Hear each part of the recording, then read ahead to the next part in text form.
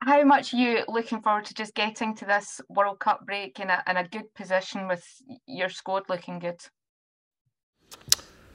Yeah, look, we've still obviously got 2 games to go, starting tomorrow.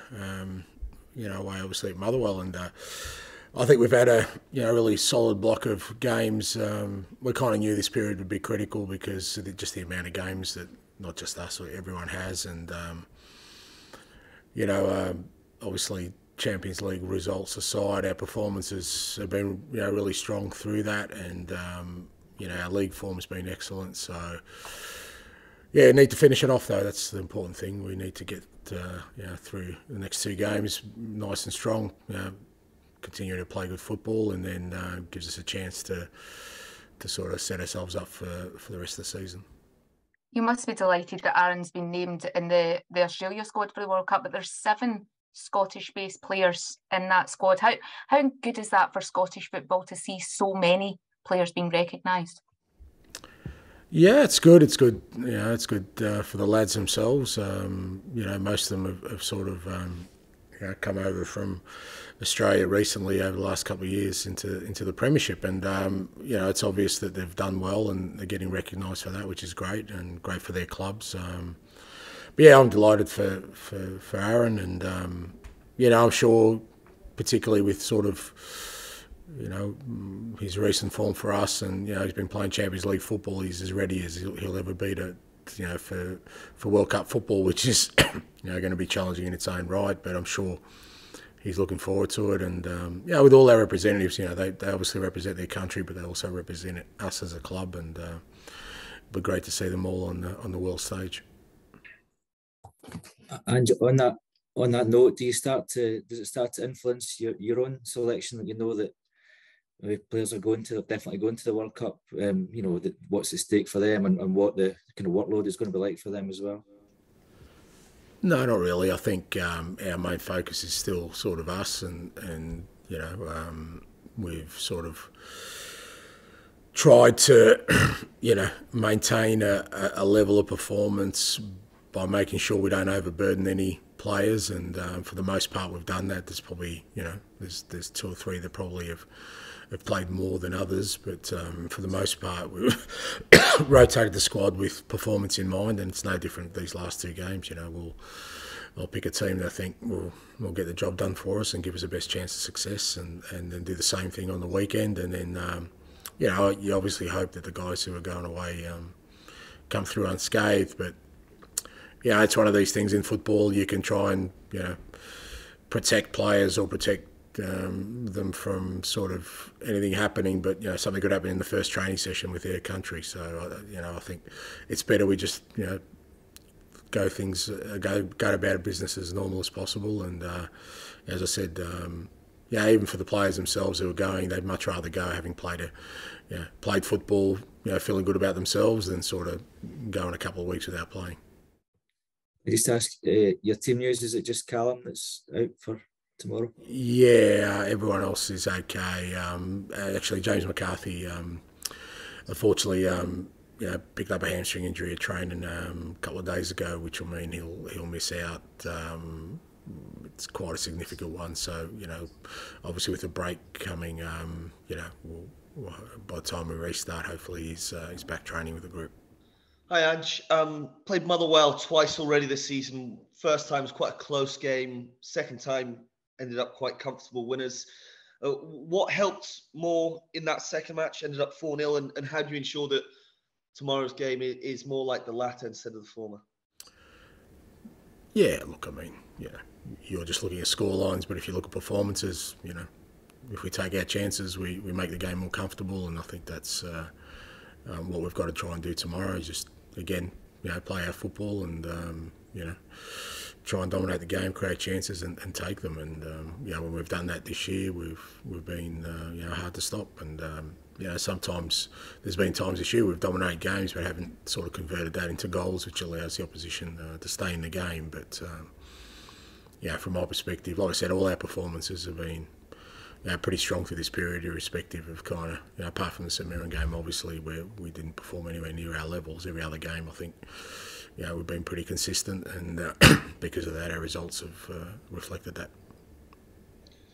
And just going back to what you were saying earlier about you finishing off nice and strong, 2 games until the break. It's currently a 7-point gap you've got at the top of the table. What can that gap do for your confidence, given that you're going to have 4 or 5 weeks off? Can it give you extra confidence before returning after the World Cup, or do you still just completely maintain on yourselves, don't look at the league table until right at the end of the season? Well, I mean, I'm not really sure what confidence has got to do with it. I mean, we're just our focus is just to keep performing, and if we keep performing as we have been, then the rest will take care of itself. It's not a matter of taking confidence because of your ladder position, or because that would mean that if we weren't where we were, we wouldn't be confident. I think you have to be confident and have the self-belief whenever you play, particularly for this football club. So, and I think confidence is a factor. For us, what's important is, like I said, our performance levels. We had a really strong start to the season. Obviously, our results reflect that, but also our performances reflect that. And like I said, we've got to finish that off strong with these 2 games. And then, there's still, 2/3 of the season to go. So there's plenty of football the other side of the break, including both cups. So, in terms of the domestic season, we've still got a long way to go. And, what we've got to do is make sure we continue to improve our performances. Yes, thank you. Given Australia's participation and some of your players' participation in the World Cup, how much of the World Cup are you actually planning to watch? Yeah, good question. Hopefully a bit, but I've got a sort of 6 or 7 day break in there, so I'm sure my wife will think of things for me to do with the kids that may interrupt my viewing schedule. So look, I always take an interest in it. Obviously, World Cup only happens every 4 years, and I haven't been there myself. You take a keen interest in it, and so yes, I'll be following as closely as I can without sort of neglecting my parental duties. And does this period give you more time to look at potential January business, just without the sort of midweek games and weekend games over the next few weeks?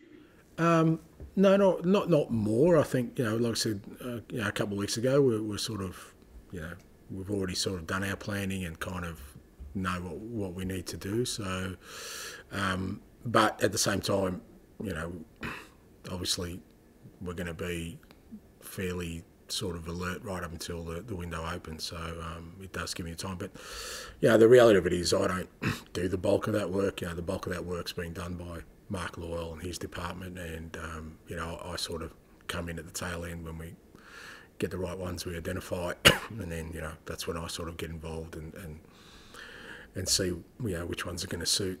So that work continues to happen. From my perspective, I think what this time gives me a little bit of an opportunity just to plan for the rest of this year, and then probably next summer window rather than this January window. A lot of the work for the January window's sort of already been done. Hi, Ange. Aaron Moyes obviously in the Australia squad. How big a boost is that for him? And do you feel he can really use this World Cup in Qatar as a springboard for his own career at Celtic moving forward? Yeah, no, look, it will be. It's fantastic for him. He obviously, for him, the key, I guess, for any player going into a World Cup is that you kind of hope that you're in good condition and you're playing well. And I think Aaron obviously came in very late and missed all of our pre-season, but also hadn't really trained with the team for quite a long time. So it was a matter of just working through this period to make sure we didn't overburden him where because of his lack of conditioning he may have broken down, but at the same time trying to get enough game time into him that he kind of builds into the season. And I think he's in a good space. He's sort of, I think physically he feels pretty comfortable now, and his football's improved because of that over this period. And he goes to a World Cup, and a World Cup's always I think it's exciting for any player. You get to play against the best in the world, and I think hopefully he comes back again, sort of feeling good about things, and yeah, I think with Aaron and probably 𝗙𝗂𝗹𝗶 and 𝗙𝗂𝗹𝗶, having come in so late into the season, our expectations weren't sort of massive as to their contribution. So I think what they have contributed so far has been great, but hopefully we'll see the best of them in the next part of the season. With Aaron and potentially Cameron Carter-Vickers and Jota's in the Portugal squad, I'm guessing you can really almost use this as a selling point for future transfers. There's also the Japanese players that Celtic can be a platform to these international and these major tournaments for these players. Yeah, absolutely. I think, like I said, they don't just represent obviously themselves and their country, but they represent us as a football club. And yeah, I mean, it's great that a lot of our players are sort of on either in national teams or on the fringes of national teams, because, as you said, it's it's an important part of every player's career, and that's a platform this football club gives you.